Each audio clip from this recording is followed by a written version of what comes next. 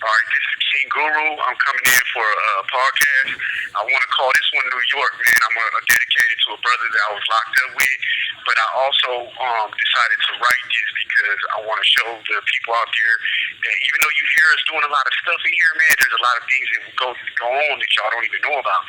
So as I get deeper in the industry, I'm finding myself in situations where my voice is getting heard by more and more people. I'm getting interviewed by different podcasts. I got my own blog, and my books are selling to a larger crowd. This is really a great thing, real talk. I appreciate all the support and attention I'm receiving. That's what I've always wanted, and I love it. Well, I'm starting to notice a common theme between prisoners and the people who give them the voice, though. It seems like everyone always wants to hear about the redemption stories. They want to hear about all the good stuff, the accomplishments we're having in here. This call and your telephone number will be monitored and recorded. Yeah, they want us to talk about the corrections and rehabilitation aspect of CDCR. I get it, I really do. There's a movement in play to reduce prison terms, and the redemption stories are the fuel to those movements. I get it. Don't get it twisted, because I do. The thing is, I don't feel everyone is telling the whole story.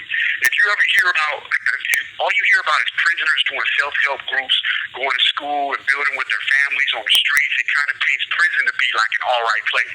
The truth is it's not. This place, at least where I'm at, is not cool. Here's the thing. If you don't know about the violence, the hate, and or the racist aspect of prison, I think that takes away from all the redemption stories you all like to hear about so much. So let me tell you about a real-life situation that's been on my mind for a while now. There was a guy in here that everyone called New York. He lived in the same building as me for about 2 years. We called him New York because that's where he was from.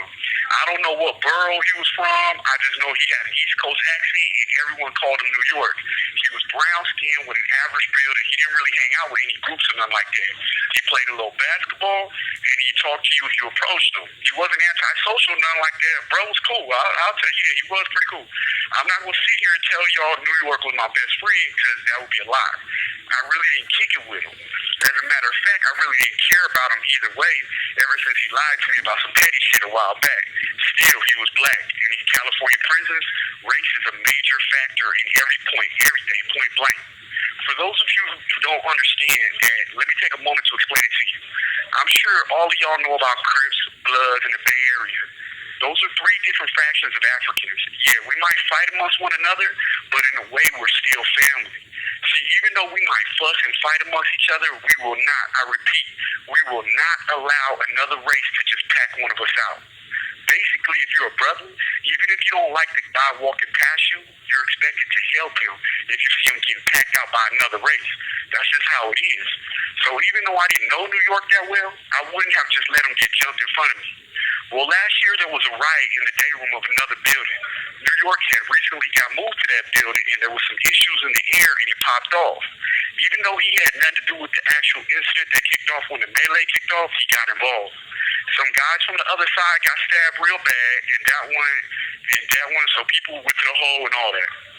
Well, the whole yard went down on lockdown for that incident, but eventually got taken care of in a political faction. The powers that be moved people to different buildings and or yards. Other than that, they expected racial tensions afterwards, and it all faded away. It was cool. Well, a few months later, word got filtered back to the yard that New York got released to another yard. The thing is he ended up in the same building as a couple of the guys who were part of the opposition in the original riot that got him moved in the first place. He ended up getting caught in the hallway by 2 guys who stabbed him up. He got stabbed in the neck and bled out right then and there. Dead. Murdered. Game over. Like I said, I wasn't that tight with bruh, but I knew him. I knew him well enough to know that he had a 4-year-old daughter, a mother, and a sister in his life. He was a person. He was a human being, and now he's not here no more. Dead. Murdered. Game over. He was killed at the same prison I'm doing my time at.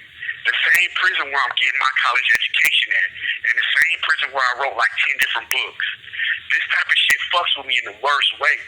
It bothers me because it makes me think about my life and the decisions I've made. It makes me think about my own victim, the man that I killed. It makes me realize how my actions affected other people, their mothers, their sisters, and their children. It's deep, real deep. This particular incident is amongst many, yet it affected me dramatically. I'm using this outlet to kind of get it off my chest, but I also want to let the world know that prison hasn't gotten softer. Just because y'all hear about the portion of us doing positive things, it doesn't mean that we're here. Just because you hear about the portion of us doing positive things, it doesn't mean we're here some sort of summer camp or spiritual getaway. It's hard in here.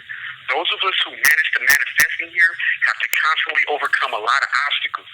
So that's just my piece. I want to let that world know this is King Guru, KingGuruTheLegend.com. The duh is not love, it's KingGuruTheLegend.com. You can reach me on IG, and I got the JPay app.